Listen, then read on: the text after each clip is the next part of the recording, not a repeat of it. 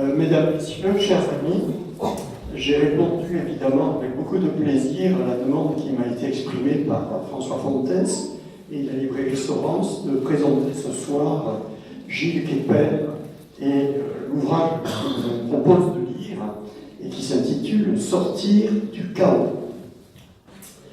J'ai le plaisir de vous présenter l'auteur, qui est évidemment un universitaire comme moi, mais surtout un ami. Un universitaire reconnu et productif. Je ne suis pas responsable de la somme. Je ne sais pas comment le mettre. Si vous voulez ça. Mickey Mouse, oui. Bon.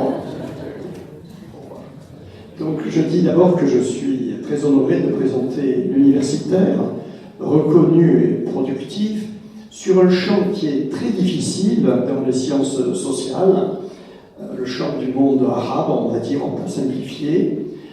Et c'est difficile parce que ce champ est déjà occupé largement par le journalisme et que ça brouille complètement les possibilités pour beaucoup de comprendre ce qui se passe.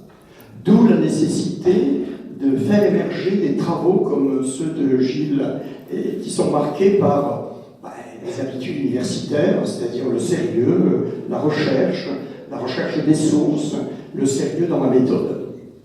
Alors évidemment, Gilles n'en est pas à son premier ouvrage.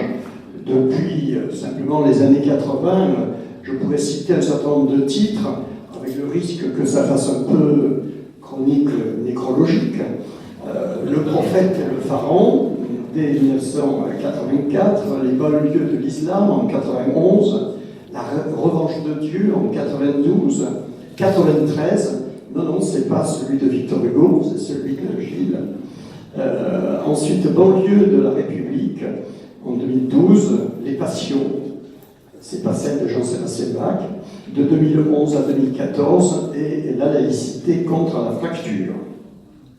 Ce travail avec des moments de pause qu'il est venu d'ailleurs présenter à Montpellier, je pense au ce qu'il appelait Passion, et qui est le récit de son itinéraire, permettent de donner sens à ce travail qui nous est présenté aujourd'hui sous le titre du chaos.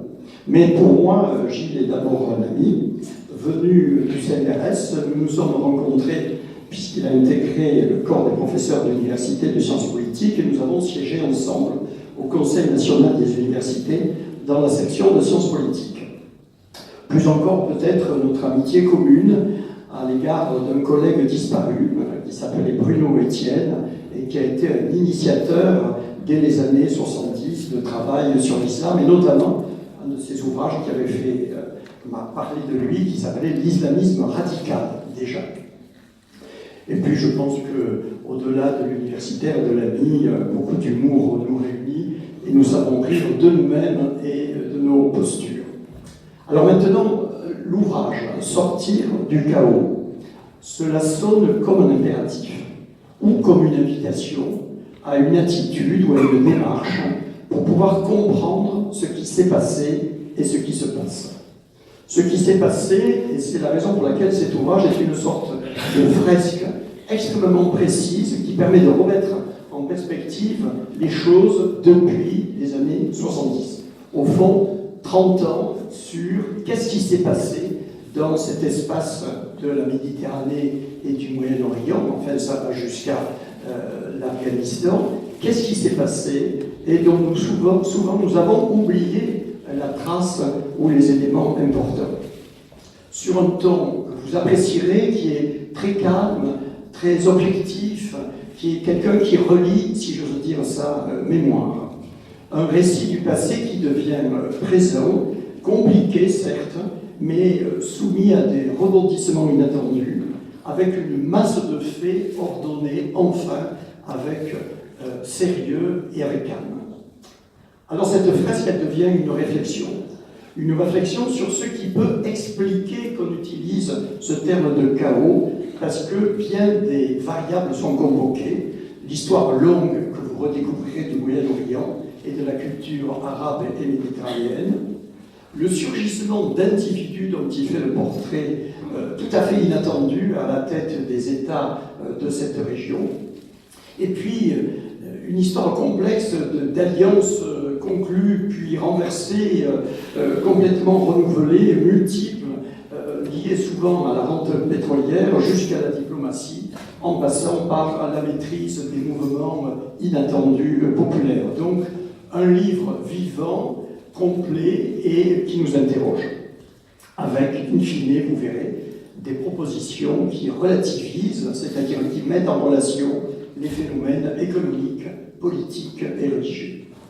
Alors évidemment, quelques questions ne manquent pas de surgir quand on a refermé le livre, comme moi. J'en poserai 3, il ne sera pas surpris. D'abord, la plus classique, c'est celle qu'on posait dans les années 60. D'où parlez-vous?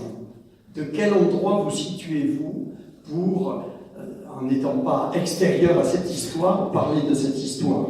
Au-delà du savoir académique et des cadres théoriques, par quel biais entrez-vous dans cette histoire? Deuxième question, comment prendre la place énorme au sens étymologique, en dehors des normes habituelles, de la religion dans ce chaos?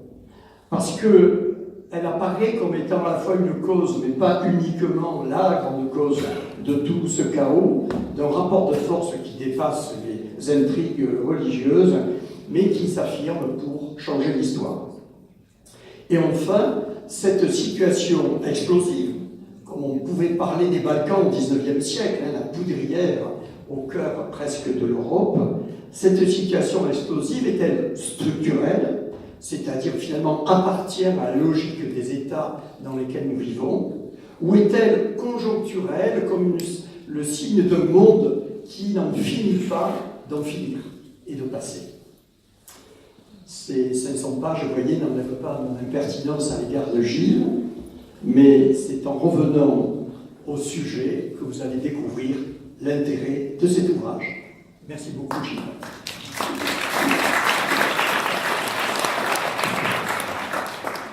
Merci beaucoup, Michel. Merci à toutes et à tous d'être de nouveau là, puisque ça doit être ma 10e conférence au moins à Montpellier en 40 ans de travail. Donc, je fais graduellement, mais maintenant je soutiens fermement. Montpellier est une ville où je suis beaucoup venu, pas seulement pour faire des conférences salvétraques, mais parce que j'ai suivi d'assez près ce qui s'était passé dans les péripéties djihadistes ici. J'ai passé beaucoup de temps à Lunel en particulier, au moment où c'était la capitale du djihad français. J'aurais été détrôné par Trapp l'année suivante, et avec le double de djihadistes pour la même population. Et donc, c'est un grand plaisir d'être ici. Merci aussi à François Fontès, donc, qui a repris la librairie Sorens, dans laquelle j'étais déjà venu de nombreuses fois. Et j'espère qu'avec ce Dream Team-là, la librairie va dynamiser d'une manière exceptionnelle et passer en tête de toutes les librairies françaises. Voilà. Alors, merci aussi à Michel de n'avoir pas mentionné le sous-titre du livre et de s'être resté d'en sortir du chaos, ce qui va permettre à un certain nombre d'entre vous, je l'espère, de croire que c'est un livre sur l'affaire des Gilets jaunes et donc de l'acheter avec autant d'intérêt, au lieu de dire est-ce que ça se vend aussi à la FNAC, est-ce que c'est une réduction ailleurs, précipiterait, puisque j'ai remarqué, comme vous certainement, j'essaie d'éviter de regarder la télévision pour garder un peu de sanité d'esprit, si j'ose dire, mais surtout qu'en ce moment, avec les Gilets jaunes à la télé, le niveau de la grammaire et du vocabulaire a sérieusement baissé. Mais donc il y a écrit chaos partout tout le temps. Donc il m'a semblé que c'était une excellente opération commerciale. Et tout ça, j'en ai eu la prescience, et ce n'est pas le providentialiste Parpaillot qui est à la droite qui vous le démentira. Alors, donc, on a ce plan en 3 parties là, qui m'a été imposé. Ça me rappelle, je suis un vieux prof du CNU, on ne se refait pas. Donc, je vais essayer de réussir mon examen, c'est toujours difficile. Première question, où on voit quand même qu'il s'agit d'un Parpaillot qui est passé par le gauchisme. D'où parles-tu, camarade? Non, mais tu vas en avoir pour ton argent. Donc, en fait, c'est un livre un peu particulier. C'est le dernier. Évidemment, c'est le dernier, mais il n'y en aura plus d'autres. Donc, de ce type-là. Non, c'est fini. Alors, quand je dis ça, tout le monde dit, tu l'as déjà dit la dernière fois. En fait, c'est un livre qui est à l'intersection, c'est-à-dire sur les 40 dernières années. qui part d'une question très simple. Qu'est-ce qui s'est passé? Pourquoi est-ce qu'on n'a rien compris aux révolutions arabes, aux soulèvements arabes? Ce ne sont pas des révolutions de 2010, 2011, ce ne sont pas non plus des printemps, ce qui se passe pour l'essentiel en hiver. Et comment se fait-il que de tout ça est sorti le monstre Daesh? Donc, où est-ce qu'on en est aujourd'hui? Et puis, est-ce que c'est un effet de conjoncture, de structure, enfin ce que tu as évoqué à la fin? Donc, tout ça, il m'a semblé qu'il était important de remettre les choses en perspective. Le problème vient, à mon avis, et je fais écho à l'exégration, dites-vous en langage protestant, l'exégration majeure, l'anathème fulminé par Michel contre le journalisme, c'est-à-dire la vision purement synchronique des choses. Quand on a vu les soulèvements arabes, c'était Yukaïdi, Yukaïda, ils sont comme nous, révolution 2.0, c'est pareil que la chute des colonels ou celle du rideau de fer. C'est fini le dilemme entre le djihadisme et régimes autoritaires, et il y aura bientôt un parti démocrate et un parti républicain dans les pays arabes, des primaires, des midterms, etc. J'exagère à peine. Et après patatras, Jazeera, tiens, avant il y a des frères musulmans qui apparaissent comme les patrons de ces mouvements, tiens, il y a Daesh, que se passe-t-il? Et puis, le président quinquennat, vous savez, on avait enterré un peu rapidement Bachar el-Assad, soutenu les rebelles, ce qui était une attitude qui est tout à fait défendable, mais sans se rendre compte que les rebelles pris en otage par le conflit entre Iran et Arabie Saoudite, entre sunnisme et chiisme, étaient de plus en plus devenus otages des mouvements djihadistes, et c'est ainsi qu'on a abouti à ce syntagme merveilleux, formulé par l'un de nos anciens ministres, de djihadistes modérés, qui étaient ceux qu'on soutenait contre les djihadistes non modérés. Je ne sais pas, il y a des critères, ceux qui égorgeaient de droite à gauche, ou de droite à gauche à droite, mais toujours est-il que, ou bien l'affaire Mera, où le chef des renseignements généraux, de la DST à l'époque, Bernard Swarzini, nous dit non, circulaire, rien à voir, c'est un loup solitaire. Pas du tout un loup solitaire, il est tout à fait inséré dans un réseau très structuré autour de la bourgade d'Artigat, près de Toulouse. Il a irradié dans toute la région.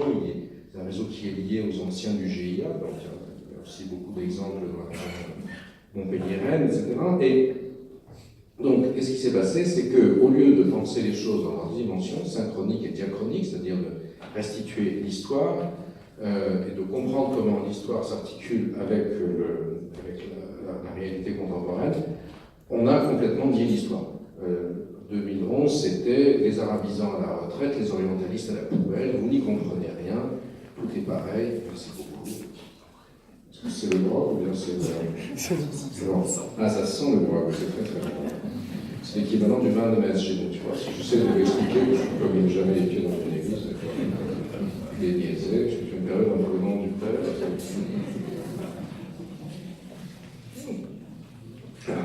C'est pas des rétros, ça pédasse, ça s'arrête à ça. Donc, c'est pas de raison de se faire dicter, ça se foire pas. Et donc, le problème est parti là. Donc, j'ai voulu essayer à la fois de créer une temporalité, c'est-à-dire un ensemble temporel qui fournisse les clés d'explication, une mise en scène. Il faut assigner un début. La fin, c'est aujourd'hui. Assigner un début, et j'ai pris comme début octobre 73, la guerre dite du Kippour, mais donc vous allez voir aussi que c'est la guerre du Ramadan. Chez des amis à Paris, quand on s'est vu la dernière fois avec François Fontès, quelqu'un qui regardait la 4e couverture de l'exemplaire que je t'avais offert m'a dit: mais qu'est-ce que c'est que cette histoire? Vous dites la guerre du Ramadan. C'est la guerre du Kippour pour la guerre du Ramadan. Bon, il était une confession X. J'ai dit oui, vous avez certainement raison, mais c'est aussi la guerre du Ramadan.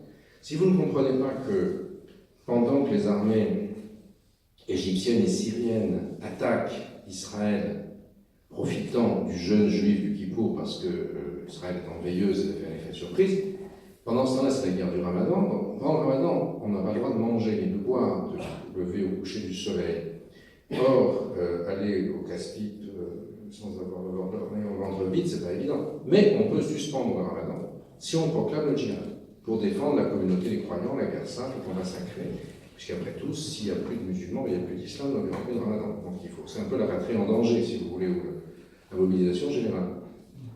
Or, à partir du moment où on appelle cette guerre un djihad, elle devient une guerre dont la dimension est religieuse. Et elle va faire entrer le religieux dans l'espace politique. Et c'est ainsi que va se créer un espace islamique, politique, et dont on verra tout à l'heure, je vous dirais, qu'il est dominé par l'Arabie Saoudite, puis ensuite par le conflit saoudo-iranien, sunnite, chiite, dont on est toujours dans lequel on est toujours.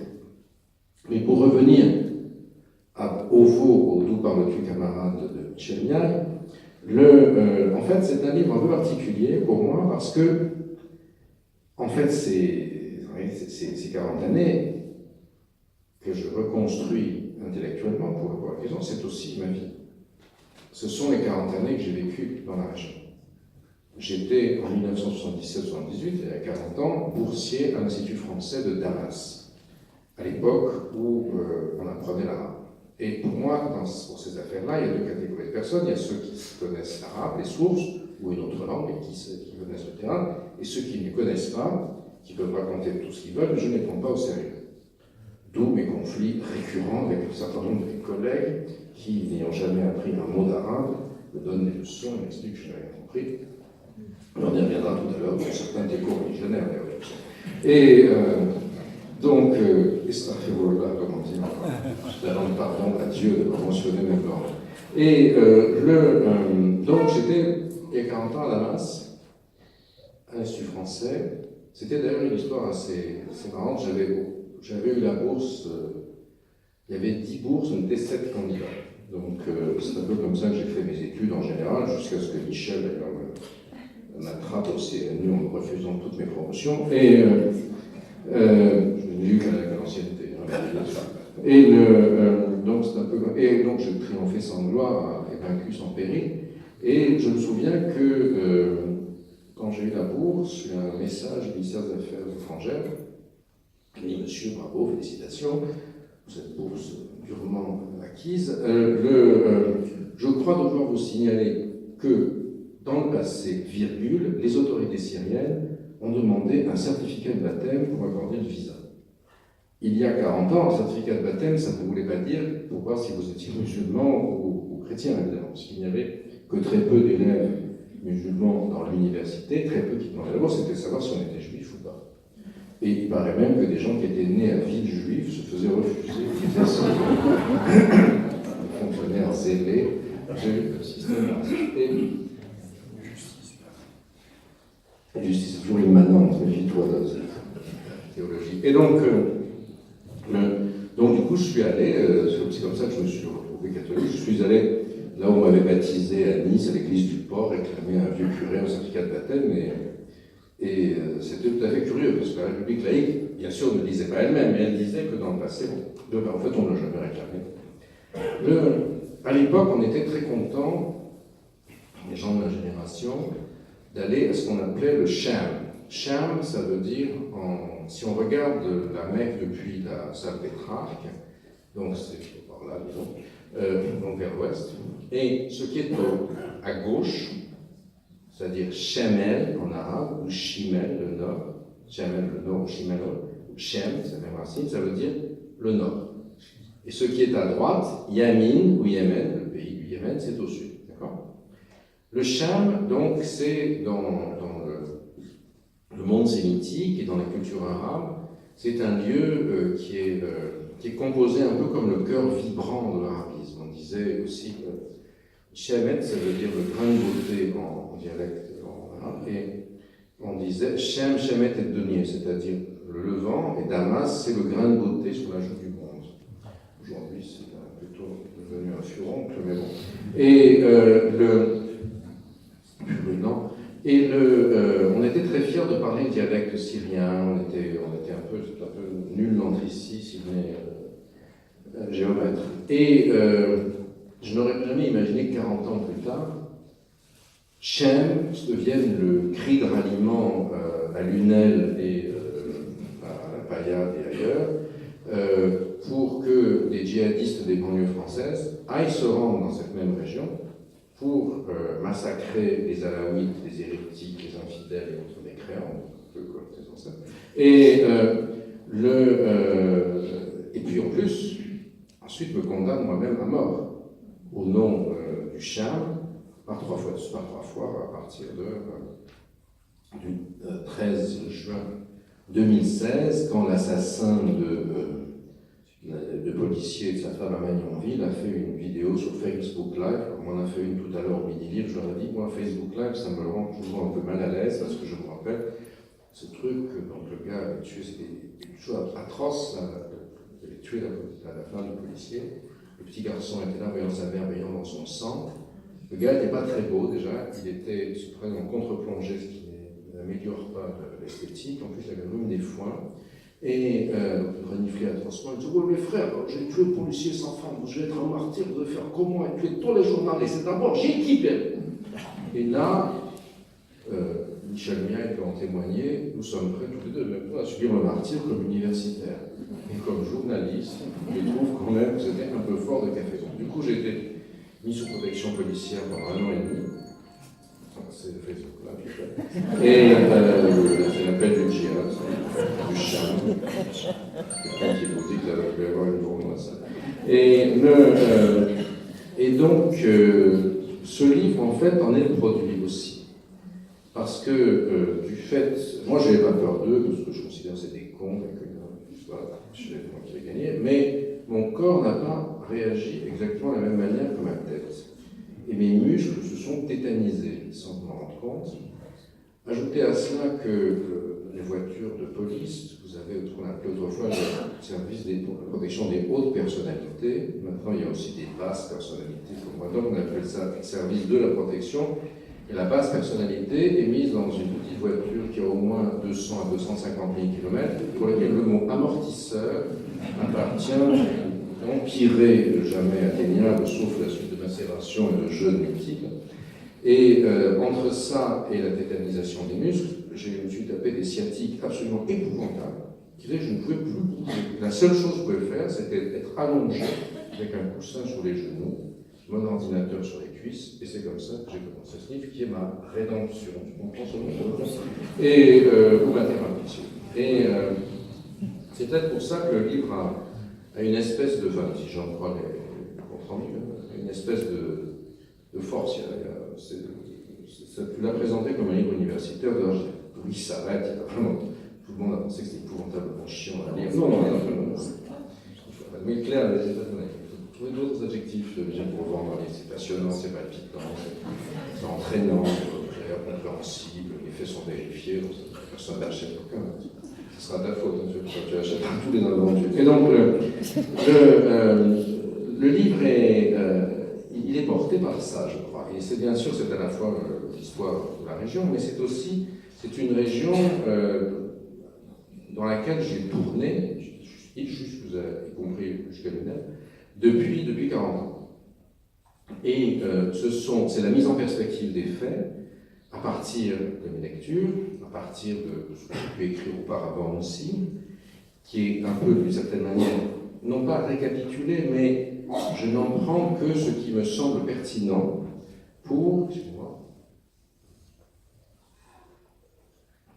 comprendre la situation présente.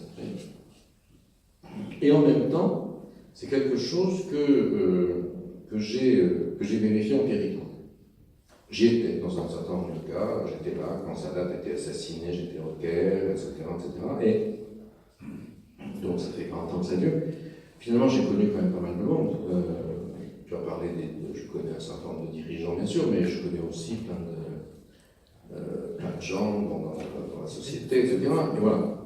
Et le livre, effectivement, comprend des cartes, c'est ce qu'il y a de mieux dans le livre, disent certains, des grandes cartes qu'a faites mon collègue Fabrice Balanche. La première, c'était en octobre 1973. Comment est la région à cette époque-là, quand le livre commence. La dernière, c'est en été 2018. Comment est-ce qu'elle est aujourd'hui? À l'époque, on a le conflit israélo-arabe qui est structurant, l'opposition Est-Ouest, URSS, États-Unis. Aujourd'hui, on a un conflit sunnite, chiite et intra-sunnite, avec le retour de la Russie, dû en grande partie partie à sa politique en Syrie et aux erreurs des Occidentaux.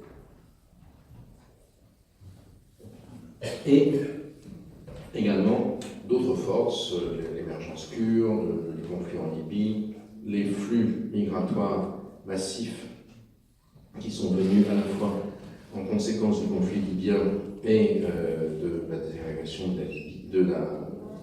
conflit syrien et de la désagrégation de Libye, qui ont eu pour conséquence, comme vous le savez, entre autres en Europe, la montée quasiment automatique des partis d'extrême droite en réaction.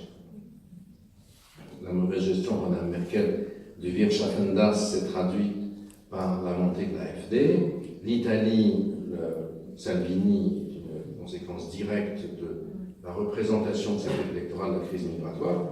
Et ce dimanche encore, l'Espagne, qui avait donné le signe que l'Aquarius était le bienvenu, du coup, tous les réseaux de passeurs ne pouvant plus aller en Italie sont déplacés sur l'Andalousie.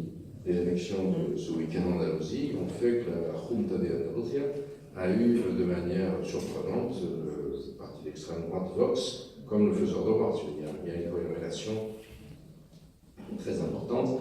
Et bien évidemment, aussi, nous sommes Lunel, le paradigme de Lunel, le paradoxe de Lunel, c'est-à-dire que la France a été le premier pays exportateur de djihadistes d'Europe entre 2015 et 2016. Donc, comment tout ça s'articule-t-il? Et même si ce livre concerne une temporalité, il concerne aussi un espace. J'essaie également de créer, de penser, de concevoir, de conceptualiser un espace que, donc c'est le sous-titre que je vais dissimuler pour des raisons commerciales.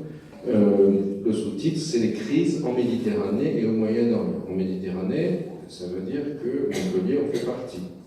En tout cas, Maglone, disons. Et Lunel, certainement. Ce qui veut dire quoi? C'est que nous faisons partie d'un espace. Anciennement, l'espace méditerranéen, c'était la Grèce antique, qu'on appelait à l'époque l'Empire romain, etc.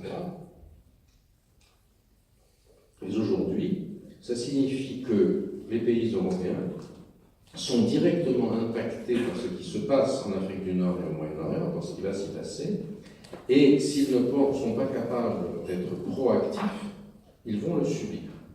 Et ça peut être extrêmement destructeur. Exemple, les migrations incontrôlées qui se traduisent par la montée quasiment automatique de l'extrême droite. Les questions de djihadistes, etc. Donc, il me semble que ce que j'appelle cette région, donc Moyen-Orient-Méditerranée, c'est l'un des éléments qui est en train de sortir du chaos mondial cette fois-ci. À savoir que Obama poliment, mais Trump plus comme un agent immobilier, signifie que l'Amérique est en train de s'éloigner, que l'Atlantique s'élargit, que les marchés sont en Asie, qu'elle produit du shale oil et du shale gas, du gaz de schiste et du pétrole de schiste, et que donc elle a beaucoup moins besoin d'être présente sur le détroit d'Ormuz, donc, après tout, que l'Europe se débrouille. Et le deuxième pays deuxième armée de l'Alliance Atlantique, la Turquie, est un pays qui aujourd'hui, dont les dirigeants disent aujourd'hui qu'ils veulent acheter des S-400 à la Russie, qui souhaite également faire des pressions constantes sur les différents pays de l'Union européenne. Donc, la question de la pérennité de l'Alliance Atlantique, qui est l'un des éléments clés de la stabilité du monde, et de l'Alliance euro-américaine à la fin de la Seconde Guerre mondiale, est aujourd'hui l'objet d'un point d'interrogation. Donc ce sont toutes ces questions que j'essaie, dans ce qu'on appelle en anglais the big picture, que j'essaie de poser en analysant les différentes composantes et en essayant de les mettre en ordre, de les ordonner, à partir de ce qu'a été mon expérience. Une expérience qui n'est donc pas seulement celle-là, mais l'expérience française. C'est-à-dire que en fait, c'est un peu ce qui me différencie de certains collègues, c'est que j'ai pendant toute ma carrière, les 40 ans de carrière que j'ai eue, tenté de marcher sur les deux jambes. Vous me direz, l'asiatique, plus. Mais c'est ce qu'on veut tout faire. Mais l'une des jambes, c'était la jambe externe, c'est-à-dire maghrébine, Moyen-Orientale surtout, Proche-Orientale, et l'autre, c'est la jambe française. C'est en 1987 et non 1991, comme je disais tout à l'heure, j'avais publié ce livre qui s'appelait Les banlieues de l'islam, qui, à ma connaissance, est la première étude sur l'émergence de l'islam en France.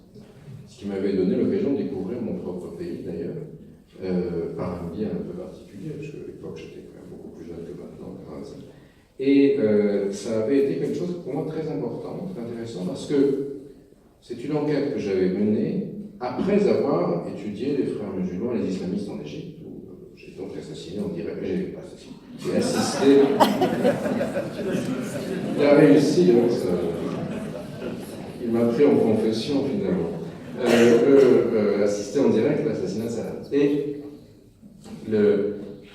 ce que j'essaie de penser justement, c'est les interpénétrations entre ces deux espaces, que j'ai étudiés séparément pour les besoins de la démonstration, mais qui, aujourd'hui, même si ce livre est surtout sur l'extérieur, on ne parle pas de l'UNEL dans ce livre, mais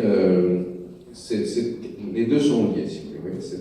Pour moi, c'est un élément très important. Alors, la substance du livre, une fois ces postulats construits, quelle est-elle? Une première partie qui s'appelle le baril et le Coran. Donc, on revient, j'assigne l'origine temporelle à octobre 73. Pourquoi octobre 73? Donc, les pays arabes se sont fait rétamer militairement par Israël en juin 67, la guerre des 6 jours. L'Égypte a perdu le Sinaï, Israël a conquis la bande de Gaza et la Cisjordanie, et Jérusalem-Est ainsi que le Golan. Les régimes arabes ont besoin de retrouver leur légitimité. Ils attaquent profitant du jeûne juif du Kippour, et, comme je vous l'ai indiqué tout à l'heure, c'est en même temps le Ramadan. Donc, la guerre sainte est proclamée, le djihad est proclamé. Mais ça n'aurait pas suffi à faire entrer dans l'ère de l'islamisation du politique. Quelques jours après le début de l'offensive, un pont militaire américain a refourni tout ce qu'il fallait à Israël, qui lance une offensive fulgurante et victorieuse, retraverse le canal de Suez, et puis s'arrête à 120 km du Caire, sur la route Suez-Le Caire. Alors que le Caire est ville ouverte. Pourquoi? Parce que le roi Faisal, l'Arabie Saoudite, a réuni au Koweït les pays arabes exportateurs de pétrole, qui ont décidé de l'embargo sur tous les pays qui soutiennent Israël et de réduire la production jusqu'à ce que le peuple palestinien soit libéré. Évidemment, cette deuxième partie a été oubliée. Ça a un effet très important, d'abord. Et si j'ose me raccrocher à l'actualité, comme ça m'a été demandé avec instance par Michel, les Gilets jaunes sont directement le produit de cette manière, puisque leur demande au départ, c'était la baisse des taxes et des prix du carburant et du gazole. Et la question qui se pose aujourd'hui, c'est quel arbitrage fait-on entre ceux qui craignent la fin du monde, et selon la formule journalistique, et ceux qui n'arrivent pas à arriver à accomplir la fin du mois. Or, cette question se pose en fait à partir de ce moment inaugural, si vous voulez, avec cette augmentation massive, ce quadruplement des prix du pétrole, qui va changer à la fois le système de la planète, parce que on change de modèle économique à ce moment-là. Ce sont en Europe, c'est le chômage massif des gens qui n'ont pas de spécialité, et c'est leur remplacement par l'automatisation et les machines. Ça se traduira notamment par le chômage très important des moins qualifiés, c'est-à-dire des immigrés amenés pendant les Trente Glorieuses, qui, par le regroupement familial, vont faire venir femmes et enfants. Ce ne sont plus des travailleurs immigrés, mais des populations présentes ici, avec un très gros problème global d'accès à l'emploi, de ressentiment, de reconstruction identitaire. On n'est plus ni ouvrier, ni même algérien, on est quelque chose. Et je me rappelle, et j'espère qu'à Montpellier, on me pardonnera d'imiter l'accent marseillais, sans y voir mal, étant niçois, je ne sais pas avoir le faire, baptisé à Nice,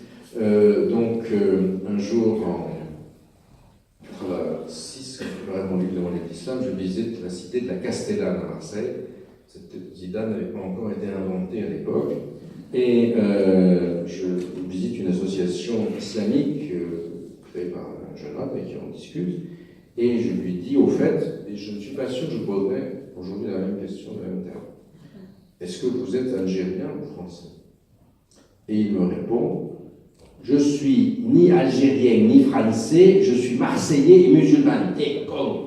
T'es con. Je ne l'ai pas pris pour une marque de civilité, vous savez, en marseillais, c'est une principe de ponctuation simplement. Et je sais qu'à l'ouest, à l'est du Petit Rhône, il se passe des choses terribles. J'espère que tu n'y vas pas sans protection. Et donc, cette émergence de l'identité islamique, justement, en substitut à l'identité ouvrière, à l'identité nationale, se produit paradoxalement dans nos pays et dans nos quartiers populaires, en réaction à un phénomène qui est causé par l'augmentation des prix du pétrole, qui sera le chômage massif, etc. Et la sédentarisation aléatoire, ce qui est un élément tout à fait curieux. Bon, et dans la région, ça change aussi la donne, puisque désormais, ceux qui contrôlent, ce sont les pétromonarchies, qui vont éliminer le nationalisme arabe, matiné de socialisme, de racisme, etc., du devant de la scène. Ils vont financer tout le monde, réclamer les allégeances, et au fond, le discours qui est tenu, c'est si Allah a permis à l'Arabie Saoudite d'avoir le pétrole, c'est parce que leur islam est meilleur, le plus rigoriste, et donc ça va être répandu abondamment à travers les réseaux salafistes, etc. Et jusqu'à 1979, ça fonctionne assez bien. Aux États-Unis, où on est producteur de pétrole encore à l'époque, et où George Bush, celui qui vient de décéder la semaine dernière, a fondé la Zapata Oil Company à Houston, Texas.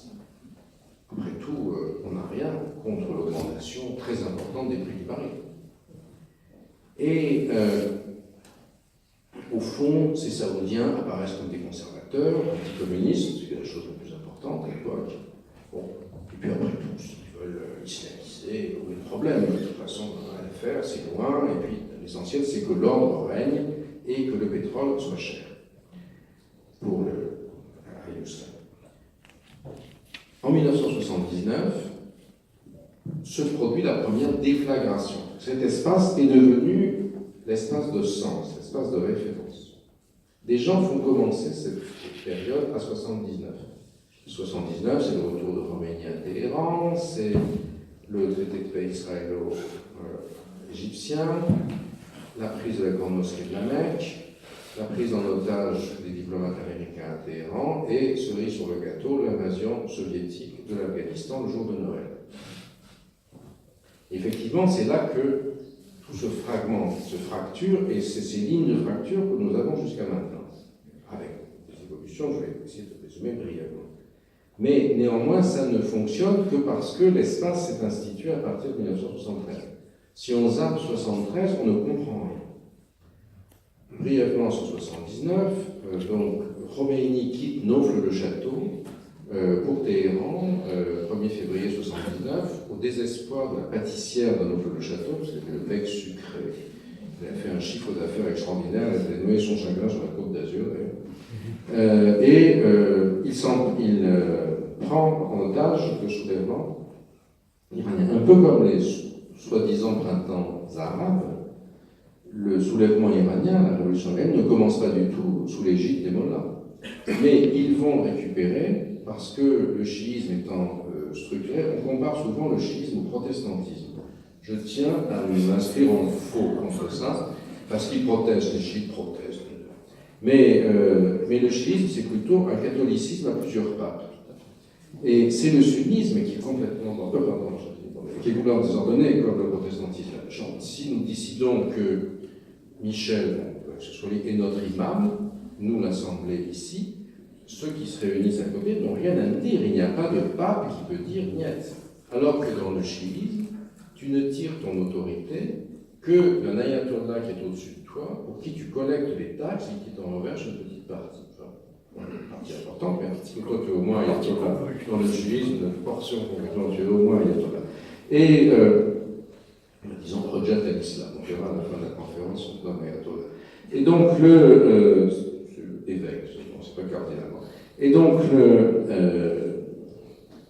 dans cette situation-là, on a donc la révolution islamique qui, grâce au fait que le clergé chiite apparaît un peu comme une sorte de parti léniniste, est capable de contrôler la révolution, de la mener jusqu'à son terme et à la victoire des religieux.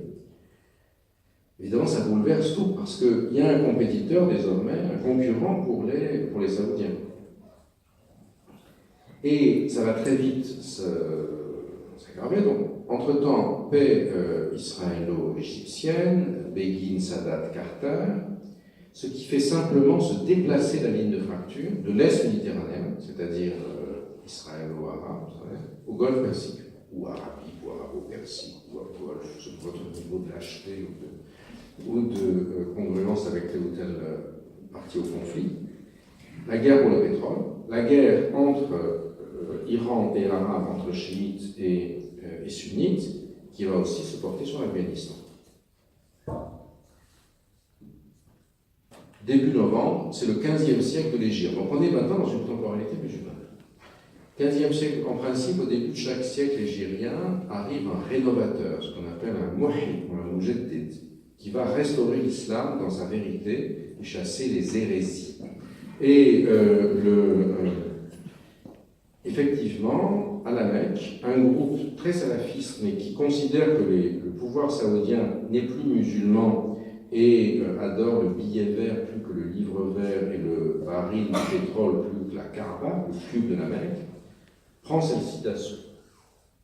C'est une catastrophe sans nom, un scandale, parce que les Saoudiens, dans leur prétention à l'hégémonie, doivent assurer la sécurité des lieux saints. On n'a pas le droit de verser le sang. Donc, c'est le GIGN français qui s'y colle. On fait semblant, enfin, on fait dire blablabla aux gendarmes, qu'ils ont dit que c'était musulman, qu'ils puissent entrer. Ils nettoient tout ça très rapidement, mais toi qui es providentialiste, le chef du commando s'appelait le capitaine Baril, ce qui est le signe que finalement il y a une congruence entre le baril et le Coran, ce qui est la première partie du livre.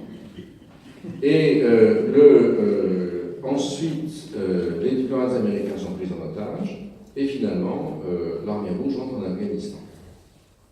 Alors, sur cette armée rouge en Afghanistan, pourquoi ça se passe? D'anciens élèves du lycée français de Kaboul, puisque nous avons formé des élites formidables dans le monde entier, on dit toujours que l'université française, mais si elle forme des gens avaient été membres de la cellule secrète du Parti communiste, fait un coup d'État, renversé le roi, et créé la collectivisation des campagnes, l'athéisme obligatoire, etc., le dévoilement des femmes.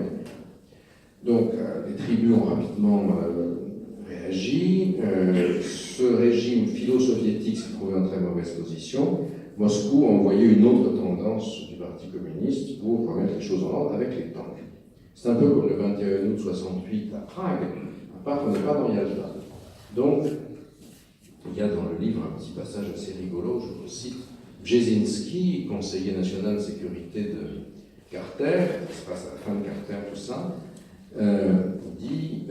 publie son livre Le Grand Échiquier. Il explique un peu sa vision du monde. Dans chaque pays, il dit, par exemple en France, la France est un pays formidable, au Zimbabwe, le Zimbabwe est un pays formidable, ça.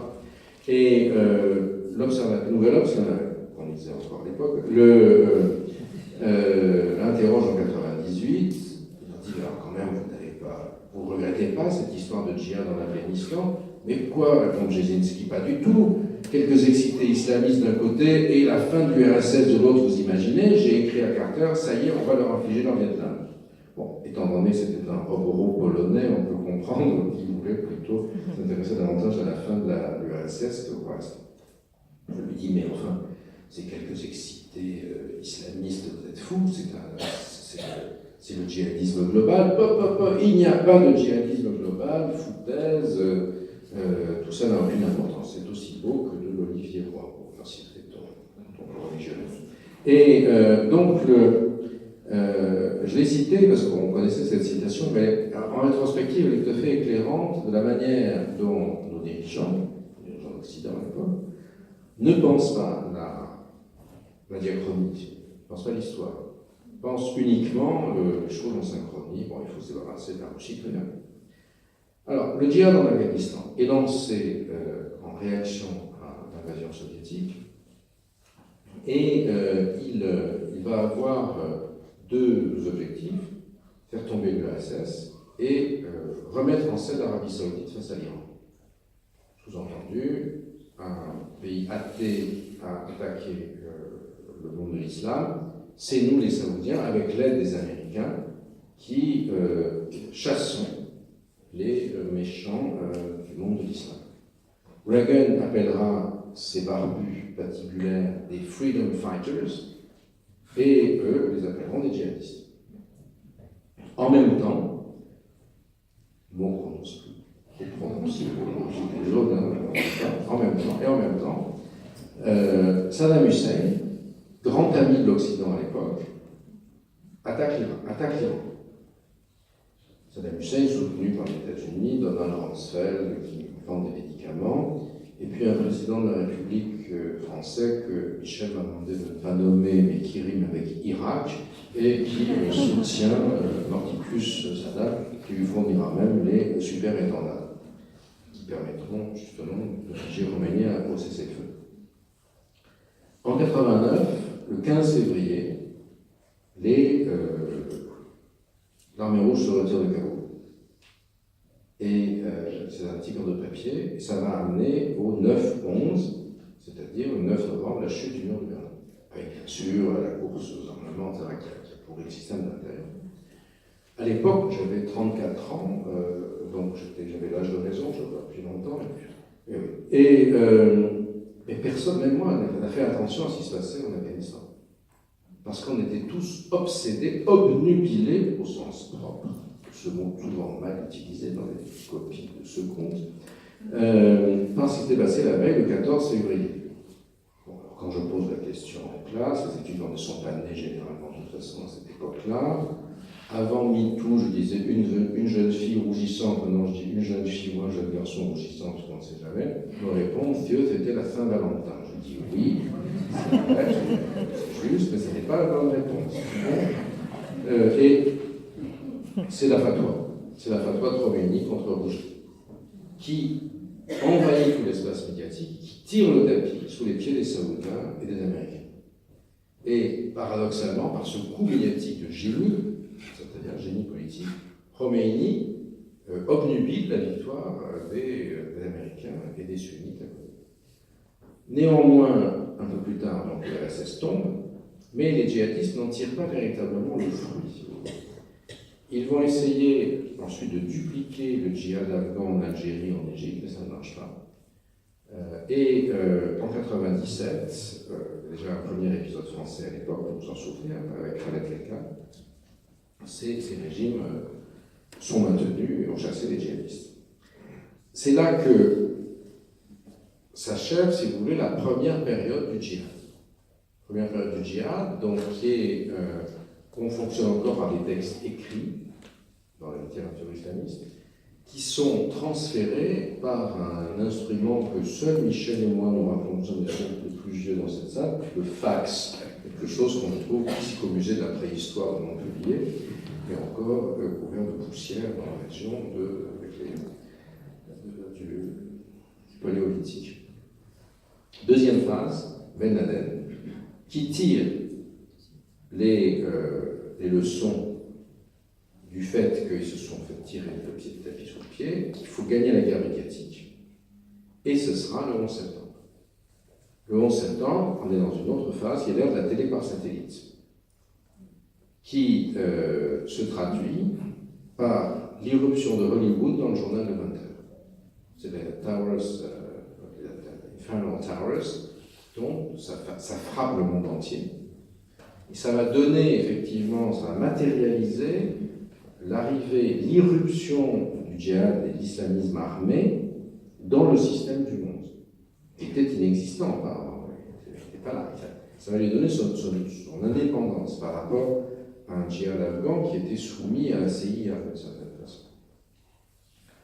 Mais, pour raconter l'histoire rapidement, ça ne va pas se traduire par la victoire sur le terrain. Et lorsque les Américains envahissent l'Irak en 2003, l'insurrection d'Al-Qaïda ne fonctionne pas. Entre autres choses parce que l'Irak est un pays majoritairement chiite. Et ce sont finalement les chiites irakiens appuyés par l'Iran qui vont réduire l'insurrection sunnite et permettre aux Américains de sortir après qu'ils ont été bien saignés, évidemment. Et le plan des néoconservateurs, finalement, aboutit à livrer l'Irak à leur pire ennemi, l'Iran, qui est encore une grande clairvoyance politique, caractérisée par la connaissance de la diachronie et de l'histoire. À cette époque, c'est la télévision, télévision par satellite, et nous ne sommes plus dans l'ère de la télé.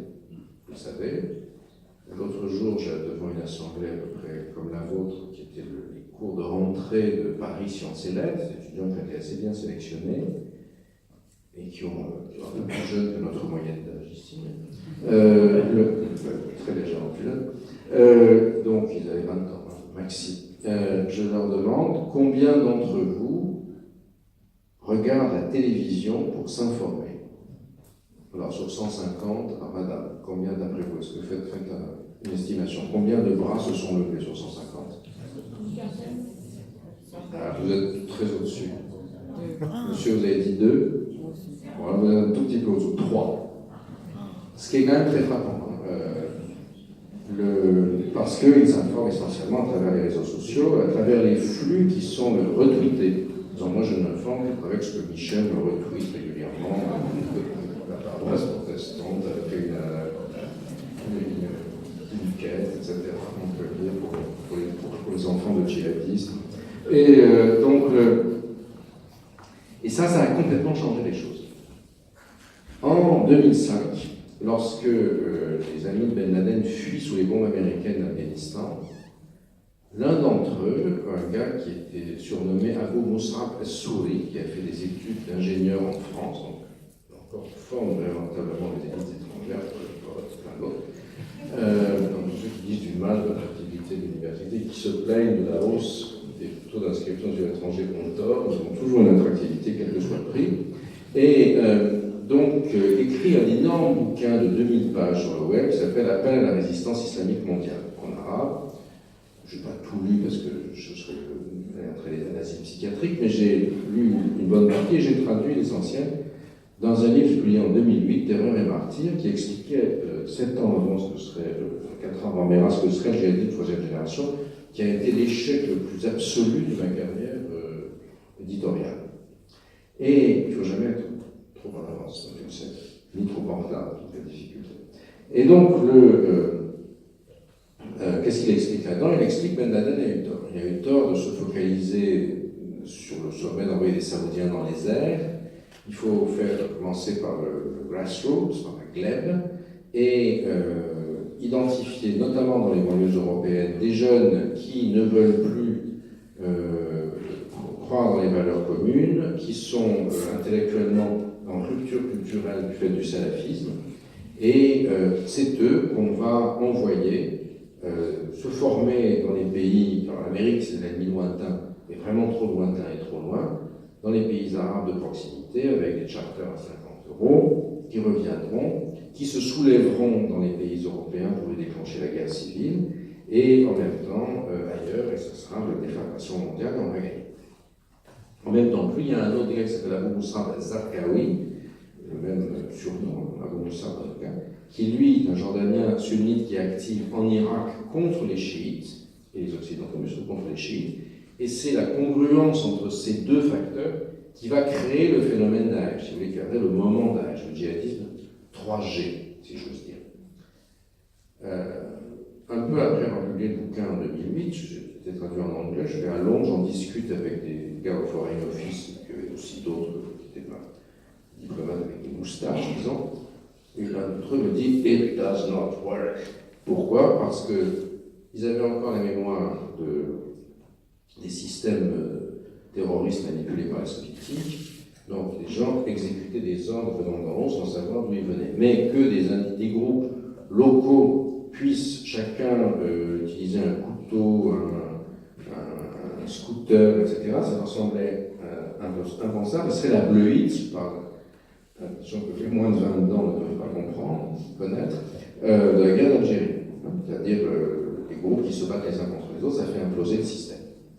Ils avaient raté une chose essentielle, qui était une autre Saint-Valentin, celle de 2005. Curieux, la qualité du silence. Cette salle d'étrave. 14 février 2005, alors. Il va falloir vous acheter le livre. Bon, je vous dis la clé quand même. Ça se passe en Californie.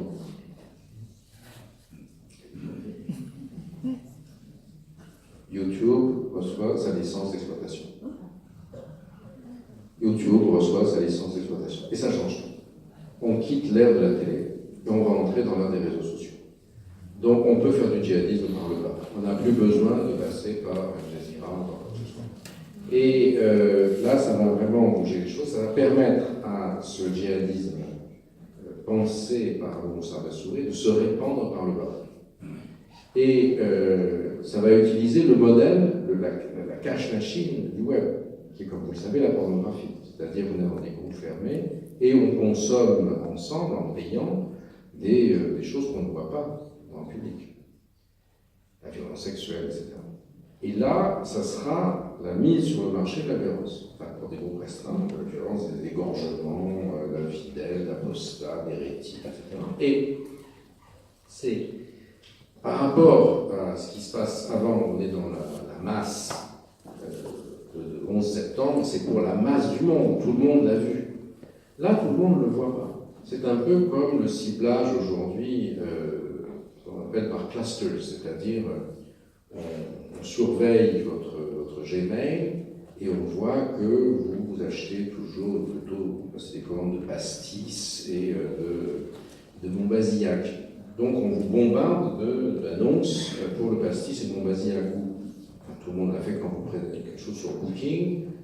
Vous avez ensuite, tous les 15 jours, Michel à Lourdes, par exemple, réduction sur les hôtels pour le pèlerinage. Et et le système de djihadisme 3G fonctionne comme ça.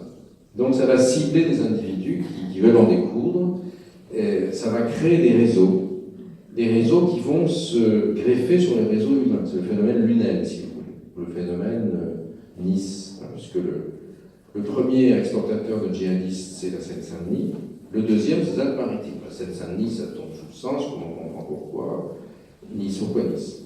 C'est justement là, je vais en terminer là-dessus, après on peut passer aux questions si vous voulez, puisque tout le monde va avoir faim. C'est l'interpénétration entre ce qui se passe à l'extérieur et ce qui se passe à l'intérieur. En décembre 2010, à Sidi Bouzid, une petite ville de l'intérieur tunisien, on commence la steppe, qui est à la fin des zones où vous avez des oasis de Sfax, c'est-à-dire encore de la richesse, et là, après, il n'y a plus rien. Un jeune homme qui était marchand des 4 saisons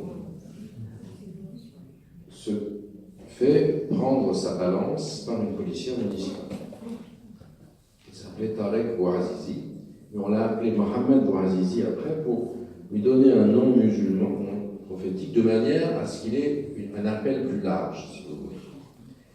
Et il n'avait pas fait d'études, le malheureux, pas sa faute, et donc on ne sait pas très bien ce qu'il y a deux versions. Il est là, la policière lui prend sa balance, il proteste, elle le gifle. Et ensuite il ira chercher sa balance en payant un bakchich à la police.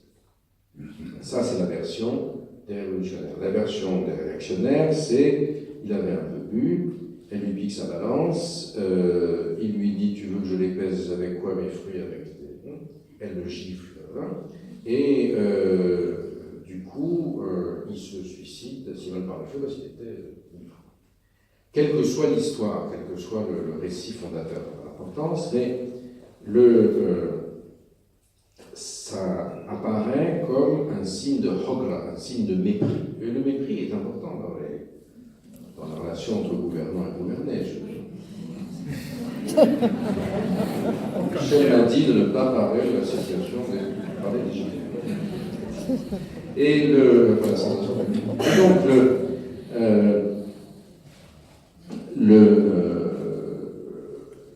la ville en question, et la Tunisie est un pays arabe où il y a sans doute le meilleur système éducatif encore aujourd'hui. Des gens très bien formés, profs, mais ils sont très bien formés aussi, mais il y en a qui sont bien formés, qui fournit beaucoup de diplômés de bonne qualité, de bons bilingues notamment. Et Sidi Bouzid ne fait pas exception, et la région, et ces gens n'ont pas de travail. Et la région est pleine d'associations de ce qu'on appelle les diplômés chômeurs. J'ai fait des enquêtes en Tunisie, j'ai demandé comment vous dites ça en dialecte. Des diplômés chômeurs, c'est ça. Surtout que j'avais essayé de faire Khaliji, Benejaria, qui n'avait pas de Batala, etc., mais ça ne marchait pas. Et donc, ces diplômés chômeurs font de Bouazizi un diplômé chômeur. Le gars n'avait pas le moindre diplôme, mais c'était pour montrer que, au fond, la jeune classe moyenne intellectuelle était la victime du système d'exploitation. Une anecdote qui est assez étonnante, en fait, il faisait très chaud quand j'étais à Sidi Bouzid, en enquête, et j'avise sur le marché un gars qui vendait des chapeaux. Et bon, je ne parle pas de dialecte tunisien, mais je parlais un mélange de syrien et d'égyptien qui comprenait bien la télé à l'époque. Et je lui demande ses chapeaux, il les donne, il les vend, le cher bien sûr, et il me répond dans un français absolument parfait, bien supérieur à celui des gilets à la télé. Et avec un vocabulaire plus riche, des accords de participes, des liaisons, des trucs qui n'existent plus. Et il m'avait d'ailleurs parfaitement identifié. Et je lui ai dit, qu'est-ce que vous faites? Il me dit, moi je suis historien. Je dis, ah bon, vous vous intéressez à quoi? Il me dit, moi, ma passion c'est Brodel. Je dis, peut-être si, le chapeau.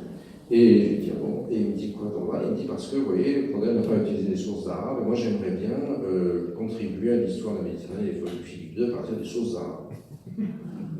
Même avec Michel, on n'a jamais eu des discussions anciennes. Et donc, je lui dis, je connais en fait. Il me dit, attendez, s'il faut que je me mette dans le couloir de la mort, la course du rat pour être maître de conf dans 20 ans, en ayant dépensé toute la fortune de ma famille accumulée pendant de l'huile en bachiche, pour avoir un salaire de misère, jamais. Je m'en sors beaucoup mieux en vendant des chapeaux. Ce qui est quelque chose qui est assez révélateur, si vous voulez, d'une situation. Et du reste, aujourd'hui, les jeunes Tunisiens, ceux qui n'arrivent pas à partir en France ou aux États-Unis ou ailleurs, vont au Maroc, où il y a des emplois, où il y a une industrie, une activité économique beaucoup plus importante. Donc, et on a ce phénomène révolutionnaire qui se met en place, soulèvement, où c'est un peu sur un point de printemps arabe. Si on relit l'analyse dite des printemps des peuples européens de Marx, son 18 Brumaire de Napoléon Bonaparte, il y a quelque chose qui s'appelle le moment d'enthousiasme, qui est le moment où les ouvriers des faubourgs, on dirait des banlieues aujourd'hui, ou des banlieues en Amérique, en la France, et les bourgeois du centre s'unissent pour chasser le détenteur du pouvoir. Après, ils se règlent leur compte, bien sûr. Et c'est ce qui se produit en Tunisie, d'une certaine manière. L'émigration rurale dans les quartiers populaires s'unit avec les gens du centre. Ils chassent Ben Ali. Pourquoi ces mouvements apparaissent à ce moment-là? On ne sait pas. On ne sait pas pourquoi la Révolution française a eu lieu en 1789. Il y a des hypothèses, des historiens. Par exemple, le prix des grains a monté. Il y a eu des gels épouvantables. Et donc, il s'est traduit par le fait qu'il y a eu un exode rural massif.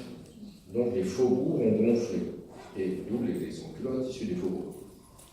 Les sans-culottes sont paraît-il les gilets jaunes, paraît-il. Et de même, bon, après la célèbre histoire, on passe pas pour la brioche, qui montre déjà que les élites étaient coupées de la population à l'époque. Et en Tunisie, c'est grâce à Ben Laden, d'une certaine manière. Tous les despotes arabes disent nous sommes le rempart contre le djihad. Moubarak, Kadhafi, Ben Ali et même Kadhafi, qui a réussi à se vendre comme l'ennemi du terrorisme, reçu en grande pompe par un ancien président français, aujourd'hui mis en examen pour des histoires de financement de campagne électorale. Et donc on a ce phénomène qui va aboutir à ce que Ben Ali est chassé en janvier 2011. Tout le monde sort de prison. Les prisonniers politiques, les objecteurs de conscience, etc., les islamistes modérés, et aussi tous les djihadistes. Où vont-ils? À Nice. Pourquoi? Parce que, comme vous le savez, la France est une projection Mercator de l'Afrique du Nord. À partir des Alpes-Maritimes, l'immigration est principalement tunisienne. Entre le Var et le Petit Rhône, c'est algérien. Et ici, nous sommes au Maroc. Quoique c'est plus mélangé, mais en fait, néanmoins, globalement, ça prend les grandes masses, c'est ça. Les Alpes-Maritimes sont principalement tunisiennes. Les djihadistes tunisiens vont là-bas, construisent leur réseau, et c'est ça qui, mais on va en parler, qui va faire que les Alpes-Maritimes seront principalement exportateurs de djihadistes vers le Levant. Oui. Donc on est dans une interpénétration de ce type de réseau, des voyages en charter à 50 €, etc., qui va faire en sorte que la révolution tunisienne elle-même, qui est la seule révolution démocratique, qui a la liberté de conscience de la constitution tunisienne, l'égalité de l'héritage entre hommes et femmes, etc., qui reste assez fragile, hein, parce que là, vous avez dans le livre plein de cartes magnifiques, et la première, justement, qui est ici, je vais bien m'aider, parce que voilà, ici, je ne peux pas la voir, mais c'est pas grave. Je vous avais acheté plusieurs exemplaires du livre, chacun vous l'avez très bien, on va penser aux familles aussi. En rouge, c'est la côte, la Tunisie prospère et éduquée. En jaune, c'est l'intérieur, où il y a, c'est la steppe, c'est Bouazizi. Et donc la dichotomie entre ces deux Tunisies continue à être très importante. Et c'est la fragilité du pouvoir, qui menace la pérennité du système démocratique. Et qui a fait que vous avez aussi énormément, si la France est le premier exportateur de djihadistes européens, la Tunisie, par rapport à sa population, était le premier exportateur de djihadistes arabes. Et donc, on voit comment ces deux phénomènes s'interprétent. Les révolutions qui sont les soulèvements qui sont à l'ouest du Sinaï éliminent leurs despotes, puisque on a une espèce d'homogénéité populaire, si vous voulez. Vous n'avez que des Arabes sunnites, il y a des Berbères, mais ils ne comptent pas politiquement, ils sont ibadites. En Égypte, il y a des Coptes, ils ne comptent pas politiquement. Alors que dans les pays qui sont à l'est, au Yémen, à Bahreïn et en Syrie, les mosaïques communautaires vont immédiatement prendre en otage le phénomène, le mouvement. Il va se désagréger selon des lignes de fracture communautaire et nationale, alaouite contre sunnites, chiites contre kurdes, etc., etc.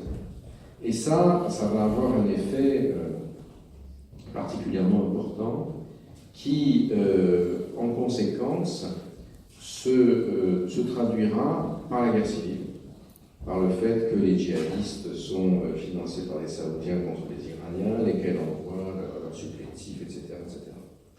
Et donc j'ai essayé dans le livre, après avoir établi les 3 phases du djihadisme dans la première partie, j'ai analysé très en détail les 6 révolutions arabes, dans l'ordre Tunisie, Égypte, Libye, Bahreïn, Yémen et Syrie, avec l'Irak, parce que, en fait, la déségrégation de la Syrie vient aussi du fait que l'État islamique en Irak intervient en Syrie à partir dès le début de 2012 et construit son réseau, plaque sur la Syrie les modes de combat qui avaient été mis en œuvre pour les Américains en Irak. Donc j'en analyse aussi précisément que possible l'évolution, et on arrive, alors tout ça j'étais encore au lit, si vous voulez, à ce moment-là, et après, quand l'État islamique est tombé, à Raqqa en octobre 2017, par un miracle que tu expliqueras d'autre manière que moi certainement, la sciatique a disparu. On m'a enlevé la protection et j'ai jeté ma béquille. Michel est venu, il m'a dit lève-toi et marche. J'ai jeté ma béquille par-dessus les moulins et du coup je suis allé partout. Je suis sorti de mon lit, vous avez plein de photos là qui représentent l'attentat en Irak avec l'ayatollah machin, les mecs bidules, etc. Et à Mossoul, j'ai quand même pas pu résister, c'était ma petite vengeance. J'ai pris une photo, il ne fallait pas trop reculer parce que c'était tout piégé derrière, du minaret d'où Abou Bakr al-Baghdadi avait prononcé l'État islamique le 4 juillet 2014. Et donc le minaret a complètement pété, il y a des graffitis partout.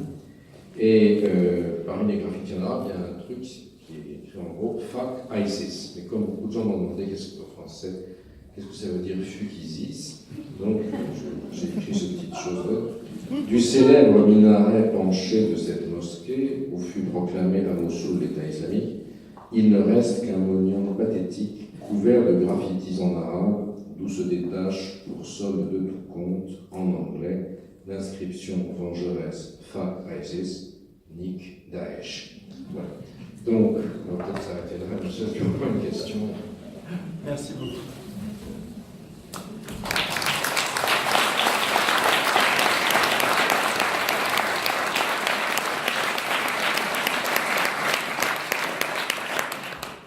Merci à Gilles Kepet pour cette introduction qui nous donnera envie de lire son livre. Merci aussi pour les multiples attaques dont je suis l'objet. Mes ancêtres avaient fabriqué un splendide proverbe tant plus ça me frappe et on s'amuse, tant plus de marteau on y use. Voilà. Alors, au-delà de ces souvenirs de la Réformation, il nous reste encore un petit peu de temps pour que ceux qui ont envie lèvent le doigt et posent une question. Ça ne vous arrivera pas tous les jours. Allez, monsieur. Bonjour monsieur. Est-ce qu'on peut vous faire passer Vous m'entendez? On l'entend. On vous entend. Bien. Ce brillant, grand jeune homme va vous apporter un micro.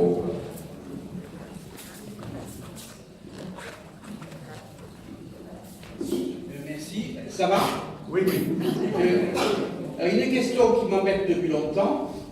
Pourquoi, pendant la Grande Guerre Iran-Irak de 81-87, les chiites irakiens ne se sont pas soulevés contre Saddam Hussein pour aider leurs frères chiites iraniens, ou alors ils n'ont pas levé les bras, saboté la guerre, s'enfuir, etc. Oui, c'est une très bonne question. C'est 80-88 la guerre. Hein. Ça, c'est la Grande Guerre. C'est effectivement une sorte de guerre de 14 à l'époque, de tranchées, voilà, c'est ça. Alors, le régime irakien en a été extrêmement préoccupé parce que il le craignait, effectivement. Du coup, et on voit bien, c'est ce que je disais sur l'islamisation de l'espace et du politique, Saddam Hussein, en principe laïque et bassiste, fait mettre sur les drapeaux Allahu Akbar et explique que lui, il est le vrai musulman et qu'en face, les Iraniens sont les héritiers des Zoroastriens et des mages. Et de ce fait, s'efforce de couper le chiisme arabe de l'Iran du chiisme iranien, mage zoroastrien, etc. Saddam Hussein, Khomeini, va dans l'autre sens et il appelle ses offensives Qadisiyya, justement. C'est le nom de la bataille gagnée par le calife Omar en 636 contre l'Empire sassanide. Vous voyez, Khomeini égale l'Empire sassanide. Et bon, par ailleurs, celui qui n'était pas d'accord en Irak, s'est fusillé dans la seconde. Hein, donc il y avait aussi une répression très très forte. Hein. Pardon, oui, mais on peut saboter une guerre, comme les Italiens ont saboté la guerre de Mussolini. Oui, vous avez raison, non, bien sûr, mais non, il y a eu. Voilà. Alors, les régiments chiites, si vous voulez, enfin, les chiites, se rendaient assez volontiers. Hein. Ce qui fait qu'il y a eu en Iran énormément de prisonniers chiites qui ont été mis, pas du tout traités comme des prisonniers, mais plutôt qui ont été mis dans des camps de formation pour apprendre la pensée romainiste et qui ont fourni les gros bataillons des partis islamistes qui, quand les Américains ont envahi l'Irak, ont été infiltrés en Irak par les Iraniens qui avaient été formés, qui ont fourni la masse des milices chiites qui ensuite ont pris le pouvoir en Irak. Vous voyez? Donc ça a été si j'ose dire, Merci, pas un prêté pour un rendu, mais voilà, comment on dit, ça pour attendre, rien. Vous n'avez rien perdu pour attendre. Oui, vous n'avez rien perdu pour attendre, voilà, merci Michel. Voilà, excusez-moi encore. À ce moment, on voit les passedarans à Bagdad, lors de l'attaque contre Mossoul, être très bien les Américains. Comment ça se passe entre eux et les Américains? Alors, autre bonne question. Alors, il se posait que vous êtes un acteur typique du livre, monsieur. Il vous répondre à la réponse en J'étais à Bagdad, hôte du Premier ministre pour des raisons de protection, et dans son appartement, dans la résidence des hôtes du Premier ministre. C'était assez amusant parce que il y avait des Américains, ou des Irakiens américains, qui étaient là qui étaient envoyés par la CIA ou autre, mais en petit nombre, au petit déjeuner le matin, on se retrouvait tous, et une masse d'Iraniens avec des barbes de femmes en tchador, qui également prenaient le petit déjeuner. Tout ça, prenaient le petit déjeuner ensemble, sous mon regard intéressé. Et en fait, c'est un peu le pâté d'Adouette, si vous voulez. Vous avez que 15% d'Américains et 85% d'Iraniens qui cohabitent en Irak. Les Iraniens soutenant la plupart des forces et les Américains, certains éléments d'élite. Et effectivement, c'est un élément très intéressant parce que c'est le seul pays dans lequel Iran et États-Unis sont obligés de fonctionner ensemble, si vous voulez. Aucun ne voulant le lâcher complètement à l'autre. Mais plus de détails dans... Pardon, mais c'est quelqu'un. Je ne peux pas vous répondre encore, sinon je vais me faire assassiner par... sauf s'il n'y a pas d'autres questions. Hein, mais... Voilà, il y a monsieur... deux questions. Madame, là-bas. Monsieur. Puis monsieur, devant. Vous avez des précisions sur la Turquie, quel est le rôle d'Erdogan en ce moment? Au niveau des Turcs, je ne sais pas, ils sont chiites, sunnites ou les deux? Alors la plupart sont sunnites, vous avez une minorité de la population, certains estiment jusqu'à 25%, qu'on appelle les Alévis, qui sont différents des Alaouites de Syrie, et qui se réclament d'une proximité au chiisme, mais qui traditionnellement sont plutôt les porteurs de la gauche et de la laïcité turque par excellence. Hein. Alors, qui aujourd'hui sont sous le boisseau erdoganiste, qui est complètement sunnite et qui est très lié au mouvement des frères musulmans. Également, donc, vous vous verrez ça dans la dernière carte du livre. J'ai beaucoup de détails sur la Turquie, je suis allé plusieurs fois pour le livre. J'ai même la dernière fois interviewé l'ancien Premier ministre Davutoglu, qui était le porteur de la vision néo-ottomane de la Turquie, qui aujourd'hui a un petit peu changé, puisque le régime Erdogan est davantage dans une perspective hyper nationaliste, mais si j'ose dire repeinte du vert de l'islam, avec une obsession face à l'irrédentisme kurde, et donc des actions très importantes pour essayer d'empêcher que les Kurdes de Syrie, qui sont liés aux Kurdes indépendantistes du PKK en Turquie, ne leur fournissent des armes et créent une abcès de fixation. C'est traduit notamment par la pénétration de l'armée turque dans le nord d'une partie de la Syrie, à Afrin et ailleurs, où ils ont remplacé les habitants kurdes originels par des rebelles arabes qui contrôlaient. Et ça s'est également traduit par si vous voulez, un regain de nationalisme très fort, mais avec une dimension religieuse que n'avait pas la Turquie. Alors, à l'occasion, et ça dans une concurrence avec les Saoudiens, vous avez une alliance frères musulmans turc-Qatar d'un côté, face à une alliance Arabie Saoudite, Égypte, Émirats Arabes Unis de l'autre, pour l'hégémonie sur le monde sunnite. Les Turcs et les Qataris, les frères musulmans, sont plutôt soft avec l'Iran, alors que les Saoudiens, les Émiratis, les Égyptiens sont extrêmement hostiles. L'affaire Khashoggi, peut-être que vous avez en tête, donc du nom de ce journaliste et insider du système saoudien qui a été assassiné dans le consulat saoudien d'Istanbul, a été, d'une certaine manière, le paroxysme de la crise entre Turquie et Arabie Saoudite. Vous avez peut-être remarqué, si vous avez regardé les réseaux sociaux préférés ou la télévision, que Erdogan et MBS au sommet de Buenos Aires se sont regardés en chien de faïence. Et c'était pour Erdogan l'opportunité d'affaiblir significativement l'Arabie Saoudite. Et notamment d'apparaître comme le parangon de la liberté de la presse, évidemment, et voilà, et qui chaque jour donnait une goutte à boire au Washington Post et au New York Times, qui trouvait que finalement il était vachement bien cet Erdogan. Et Khashoggi étant éditorialiste au Washington Post. Donc tout ça s'inscrit dans une lutte pour l'hégémonie sunnite sur la région. Quand Erdogan a annoncé à son Parlement le problème, enfin les nouvelles de Khashoggi, je ne sais pas si vous avez vu à la télévision, il faisait ce signe toujours, montrant 4 doigts comme ça. Alors 4, ça veut dire pourquoi 4 ? Parce que c'est le symbole des frères musulmans. Sous-entendu, on va gagner. Pourquoi ? Parce que les frères musulmans égyptiens ont été massacrés par les troupes de Maréchal Sissi sur une place du Caire, entre autres, qui s'appelle la place Rabia el-Adawiya. C'est le nom d'une poétesse assez licencieuse par ailleurs, mais Rabia, ça veut dire printemps, mais c'est la racine qui dit 4. C'est comme s'il se passait quelque chose sur la place de la Trinité, Michel, et que tu te dises 3 comme ça. Jamais. Alors, c'est pas que. Voilà, 3 pour place de la Trinité.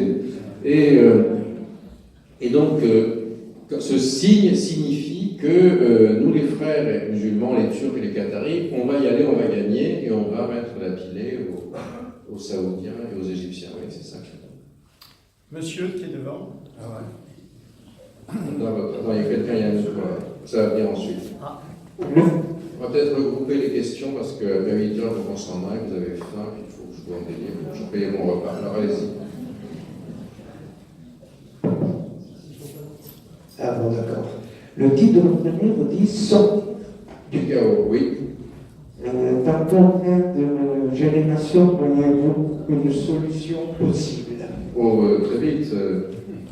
Bien sûr. L'enjeu, c'est de montrer comment est-ce que, en fait, je n'ai pas eu le temps d'en parler, mais comment est-ce que dans la situation du Levant aujourd'hui, on est dans un état de post-guerre. Et dans quelle mesure est-ce que dans le cadre de l'espace méditerranéen moyen-oriental que j'essaie de construire, l'Europe peut jouer un rôle pour s'inscrire dans la post-guerre. Vous verrez aussi que j'explique comment les Russes ne peuvent pas s'en sortir tout seuls.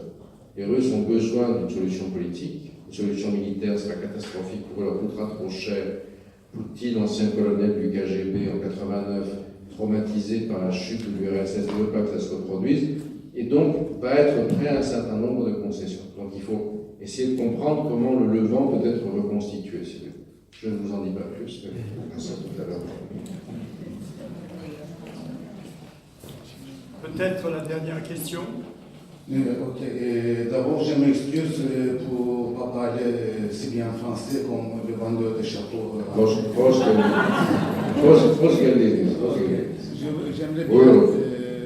J'aimerais bien savoir qu'est-ce que vous pensez sur les Kurdes dans la région qui ont mené une guerre assez effective contre les djihadistes pour établir cet État comme vous dites.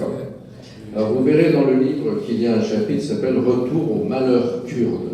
Le malheur kurde, c'est le livre d'un de nos collègues, Gérard Chalian, qu'il avait écrit dans les années 90. Chalian d'ailleurs passe son temps à enseigner à Erbil, à Soleimani, etc. Je lui ai envoyé en lui disant, tu vois, je te cite, il était très content. Et en fait, les Kurdes, effectivement, ont vu une occasion historique de reconstituer un État, d'une certaine manière, avec l'autonomie à Erbil et Soleimani, dans le Kurdistan irakien. Vous verrez d'ailleurs une photo de Tintin avec Nejman Barzani ici. Mais c'est avec le soutien des États-Unis. Oui, ça c'est les États-Unis et paradoxalement, et à Erbil avec le soutien de la Turquie, alors qu'à Soleimani c'est avec le soutien de l'Iran. Quant aux Kurdes de Syrie du Nord, qu'on appelle le Rojava, eux sont la branche syrienne du PKK turc, du parti indépendantiste turc, dont le dirigeant, Abdullah Öcalan, dit Apo, est en prison dans l'île d'Imralı, qui est dans la mer de Marmara. Alors, je pense qu'il y a eu, les Kurdes ont eu une espèce de chance historique, précisément parce que c'est grâce à eux, et surtout aux Kurdes de Syrie, que Raqqa est tombé. C'était eux qui étaient au sol. Et donc ils ont bénéficié d'armements occidentaux très sophistiqués, dont ils ont passé un certain nombre au PKK en Turquie, ce qui a accentué la violence de la répression de l'État turc. Je crois qu'il y a eu une erreur qui a été faite par Massoud Barzani en Kurdistan irakien, qui a appelé à un référendum pour l'indépendance. Les Kurdes ont tous voté à 91% ou 12% pour, et en contrepartie, l'Iran et l'Irak, contrôlés en partie par l'Iran, ont à ce moment-là réduit considérablement les marges de manœuvre du Kurdistan irakien, récupéré les pétroles de Kirkouk, interdit les vols directs pour Erbil, etc., amenant les Kurdes à la récipiscence. Je crois qu'il y a eu un choix politique qui a considéré que les Kurdes avaient beaucoup plus de pouvoir qu'ils n'en avaient. Quant aux grandes puissances, elles ont utilisé les Kurdes quand elles en avaient besoin, et aujourd'hui, elles sont prêtes à les lâcher. Pourtant, les Kurdes de Syrie ont un atout très important. Alors, il y a une carte, là encore, qui vous explique tout ça beaucoup mieux que je ne le saurais le faire, à la fin des cartes qui sont à l'intérieur, qui est la carte de la Syrie aujourd'hui. En jaune, c'est à l'envers. En jaune, en haut, c'est quoi, c'est la droite, oui. C'est la zone contrôlée au nord-est de l'Euphrate par les Kurdes du YPG. Les points rouges sont les forces spéciales américaines et en partie françaises. C'est la zone, en fait, la plus prospère de la Syrie. C'est là qu'il y a le pétrole et le coton, qu'Assad ne contrôle pas. En violet, c'est contrôlé par les Russes, les Iraniens et le régime. En vert, c'est la zone d'Idlib, la zone des escalades. Aujourd'hui, il y a tous les djihadistes, dont pas mal de 700 Français. Et là, c'est la zone que les Turcs ont contrôlée. Alors, dans la négociation aujourd'hui, le YPG a l'avantage d'être la carte qui permet aux Occidentaux de négocier avec Bachar el-Assad et les Russes. Ils contrôlent ce territoire où il y a le pétrole et le coton, et surtout, ils ont arrêté énormément de djihadistes qui fuyaient, dont une grande partie de l'establishment du djihad français dans des prisons du YPG. Personne, évidemment, en France ne veut que le YPG disparaisse, parce qu'on n'a pas envie qu'il revienne à Lunel directement. Et donc, ils ont une capacité de négociation qui est non négligeable aujourd'hui de ce point de vue-là. Mais bon, la leçon, c'est que les Kurdes, comme vous le savez, n'ont d'autres amis que leur montagne, dit le proverbe. Et en l'affaire, en l'occurrence, peut-être est-ce que les divisions internes des Kurdes les ont beaucoup desservis. C'est-à-dire entre les Kurdes pro-iraniens, les Kurdes pro-turcs, les Kurdes pro-irakiens, etc. Je crois que ça n'a pas été de très bon augure pour leur permettre de réaliser le rêve d'un État. Voilà, écoutez, merci beaucoup. Merci à Michel, qui nous a permis d'avoir, j'espère, un débat qui était marqué, comme tu l'as proposé, du point de l'humour et de l'amitié. Et voilà, merci. Je remercie, je répète, je ne résiste pas au plaisir d'une anecdote qui vous en dira long sur le travail qui reste à faire en France. Je suis, tu n'en voudras pas, administrateur d'un musée du protestantisme. Je faisais faire la visite à un groupe d'élèves Et on commence la visite par le fait que les protestants n'ont pas été les premiers à se révolter, mais dans notre région, il y a eu les Cathares. Et je m'arrête en disant, vous savez qui sont les Cathares? Silence. Il y en a un qui lève le doigt et qui me dit « Ah, monsieur, c'est ceux qui ont acheté le PSG !»